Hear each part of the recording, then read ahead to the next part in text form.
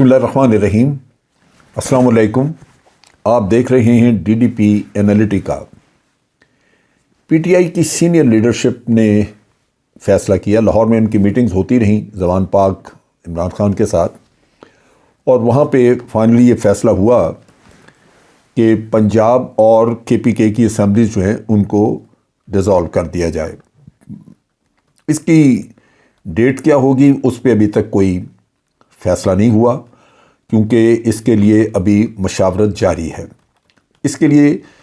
مشاورت کے لیے جو پارلیمنٹری کمیٹی ہے اس کی میٹنگ لاہور میں ہوگی، اس میٹنگ کے بعد فیصلہ کیا جائے گا۔ اور ویسے بھی جو میٹنگز ہوئی ہیں اس میں مثلا کے پی کے جو چیف منسٹر ہیں وہ آ کے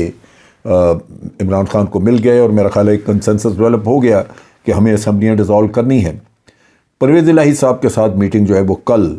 یعنی منگل کے روز وہ میٹنگ ہوگی۔ اس میٹنگ سے پہلے پرویز الہی نے خود بھی ایک پریس ٹاک میں انہوں نے بات کی، ان سے سوال کیا گیا تو انہوں نے کہا کہ یہ جو حکومت جس پہ میں چیف منسٹر ہوں، یہ در حقیقت عمران خان کی حکومت ہے، اسی کی امانت ہے، اور اگر وہ خواہش کرے یا وہ ہمیں بتائیں کہ جناب اس اسمبلی کو ڈیزالو کرنا ہے تو میں ایک منٹ بھی نہیں لگاؤں گا، میں فوراً ڈیزالو کر دوں گا۔ یہ بہت بڑا ایک فیصلہ ہے، اور یہ وہ چیز ہے جس نے کہ ان کو جو پی ڈی ایم کی گورنمنٹ ہے اس کو بڑی سخت اس کی وجہ سے پریشانی ہے، اور وہ بڑا کیچڑ اچھال رہے ہیں پرویز الہی پہ بھی اور اس کے لوگوں پہ، اور یہ ابھی ایک دو روز میں فیصلہ ہو جائے گا۔ پارلیمنٹری کمیٹی جو ہے وہ فیصلہ کرے گی تاریخ کا، اور کل میرا خیال ہے کل یا پرسوں یہ پارلیمنٹری کمیٹی کی میٹنگ ہو جائے گی، اور جب پرویز الہی صاحب کے ساتھ میٹنگ ہو جائے گی تو میرا خیال ہے اس کے بعد ایک اعلامیہ بھی دے دیا جائے گا، جس سے پتہ لگ جائے گا کہ یہ ایک متفقہ فیصلہ ہے تمام ان گروپوں کا جو آج حکومت کا حصہ ہے پنجاب میں، اور اس کے تحت اپروپریٹ ٹائم پہ یہ اسمبلی جو ہے اس کو ڈیزالو کر دیا جائے گا۔ فواد چودھری نے آج میڈیا ٹاک کی، اور اس میں انہوں نے بتایا کہ 563 سیٹیں ہیں جن پہ کہ الیکشن ہو گئے۔ وہ اس طرح کہ یہ تو 2 اسمبلیز کی ہو گئیں سیٹیں، یہ تو 2 اسمبلیاں ڈیزالو ہو جائیں گی، لیکن انہوں نے کہا کہ ہم سندھ وغیرہ میں جہاں جہاں بھی ہمارے پاس اسمبلی میں ہمارے پاس ریپرزنٹیشن ہے وہ تمام استعفے دے دیے جائیں گے اور وہ سیٹیں خالی ہو جائیں گی۔ اب وہاں جو سیٹیں خالی ہوں گی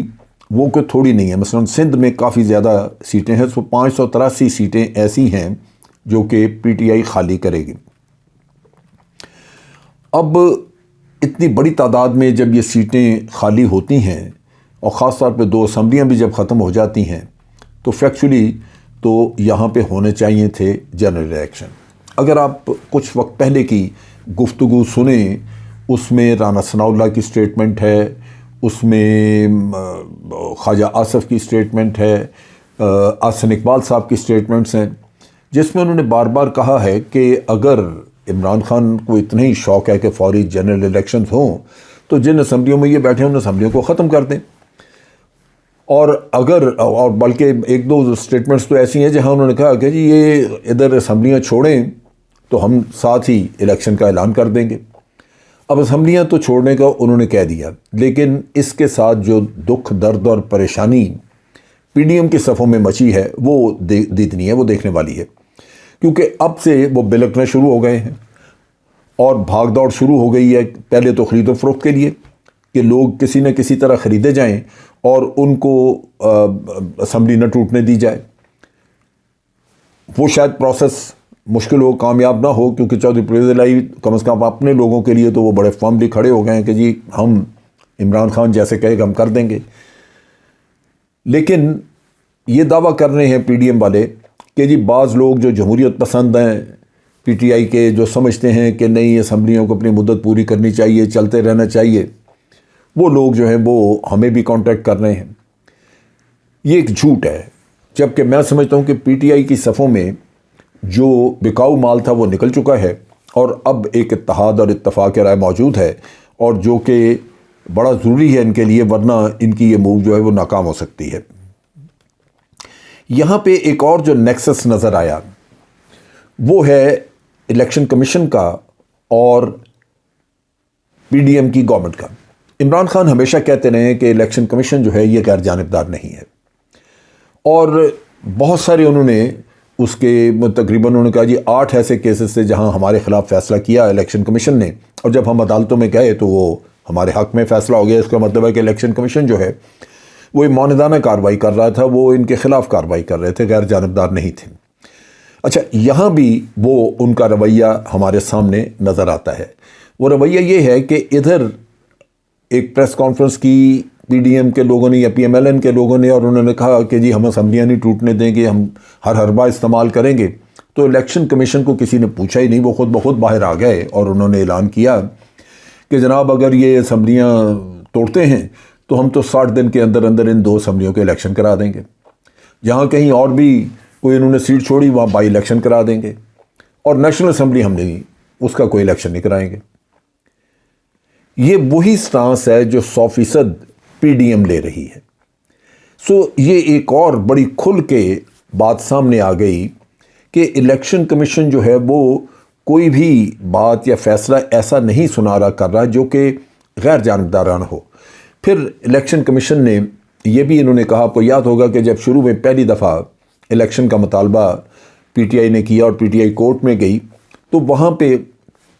الیکشن کمیشن نے لمبی ساری کہانیاں سنا دیں کہ جی ہمیں ڈیلیمیٹیشن کرنی ہے، اس کے لیے اتنا وقت چاہیے، الیکشن اتنے مہینے تک ہو نہیں سکتے، یہ وہ ساری کہانیاں۔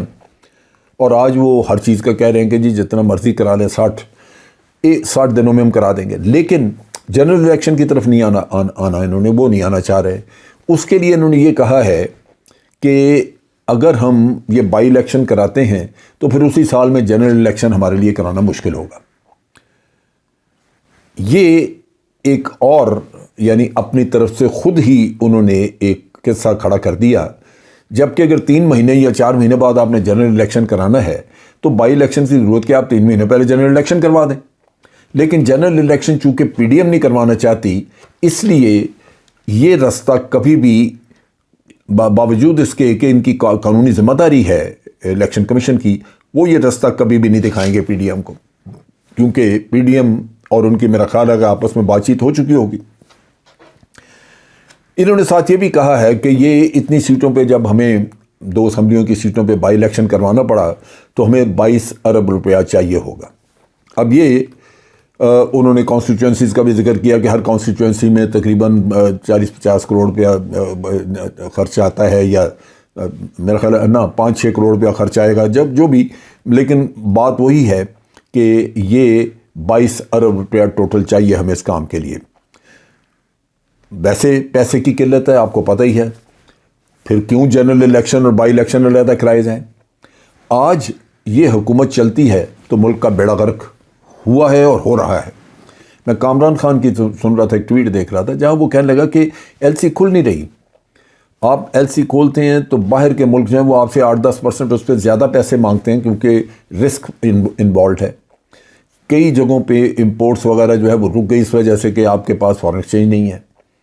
تو جھوٹ بول کے آپ اکانومی کی ہمیں رام کہانیاں سنا دیں کہ جی ہم نے اکانومی ٹھیک کرنی ہے اس لیے ہم حکومت ختم نہیں کر سکتے، ہم یہ نہیں کر سکتے، وہ نہیں کر سکتے۔ در حقیقت جس دن انہوں نے حکومت چھوڑی،